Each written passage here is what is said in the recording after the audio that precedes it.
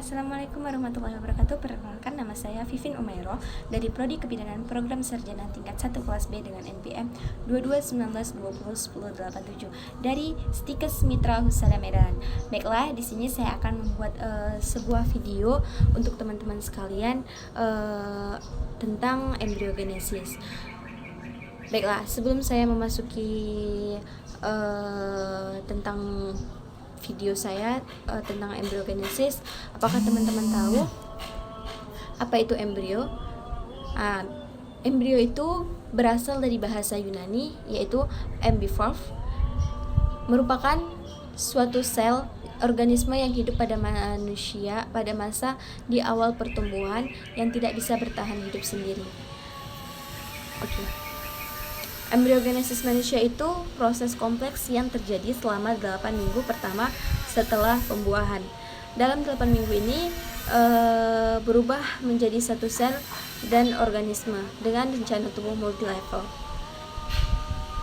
Di dalam embryogenesis ini terdapat fertilisasi atau pembuahan, kedua pembelahan, dan yang ketiga itu ada nidasi.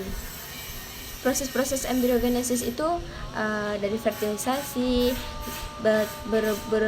berubah menjadi zigot, dari zigot berubah menjadi morula, dari morula berubah menjadi blastula, dari blastula berubah menjadi gastrula, dan berubah menjadi diferensi sel, yang dimana proses fertilisasi secara alami itu juga memiliki beberapa tahap.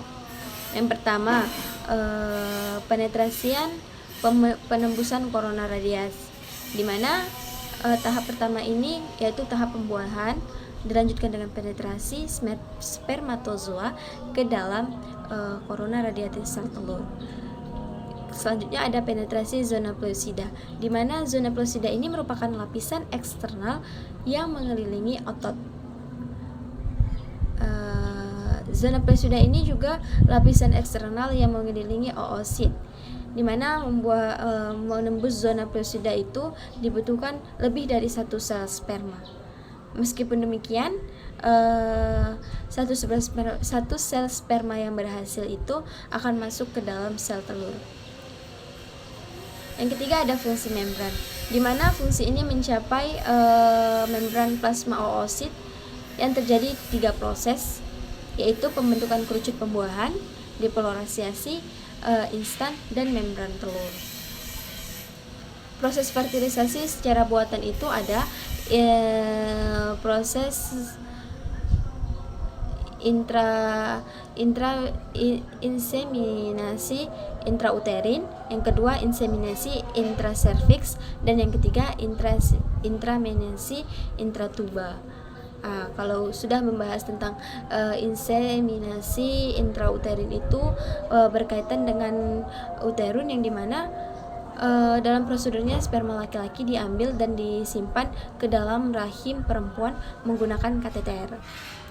Jika membahas tentang inseminasi intracervix itu merupakan hasil buatan yang paling mudah dan paling murah karena prosedurnya mirip dengan hubungan seksual. Selanjutnya ada inseminasi intratuba.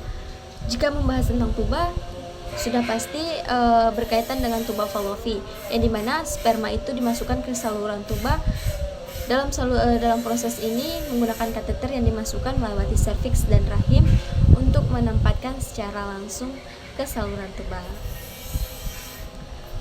Baiklah, kita lanjutkan kepada tahap proses embryogenesis, yaitu zigot yang memiliki saluran DNA dari kedua orang tuanya. Dilanjutkan dengan morula. Di tahap morula ini terjadi setelah pembelahan zigot 16 sel dan membelah lagi menjadi 32 sel. Pada fase morula ini zatnya berubah menjadi sel pembelahan yang masih diselimuti oleh zona pellucida. Selanjutnya berubah menjadi blastula. Setelah masuk ke dalam blastula ini berubah setelah 4-5 hari, zigot berubah menjadi bola padat yang diikuti dengan migrasi, sehingga tahap ini menghasilkan blastosit. Pada hari ke-6 atau hari ke-7-nya fertilisasinya siap untuk di dalam dinding rahim uterus. Selanjutnya ada gastula. Gastula itu adalah setelah blastosit berpelancip kepada dalam sel, selanjutnya blastosit berkembang membentuk lapisan dari dalam keluar, yaitu hipoblast, epiblast, dan trophoblast, yang dimana zigot memasuki fase gastula itu terbentuk rongga akibat inflasi, di mana bibir dorsalnya itu ke dalam rongga blastosel. Selanjutnya setelah masuk ke itu, kita memasuki masa terakhir, yaitu diferensiasi sel, yang dimana diferensiasi sel ini terdapat pembelahan yang dimulai dari berdiferensiasi membentuk fungsi yang lebih spesifik. Dua lapisan itu berkembang dari kulit terluar ke kulit sebagian, sehingga rongganya berisi cairan yang disebut dengan blastosel, dan seluruh pengaturan menyerupai bola salju.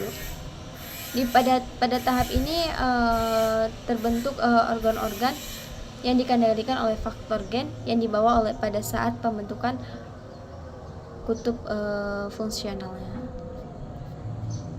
Selanjutnya masuk ke dalam organogenesis, di mana organogenesis ini adalah proses diferensiasi dan organogenesis yang berdekatan mempengaruhi.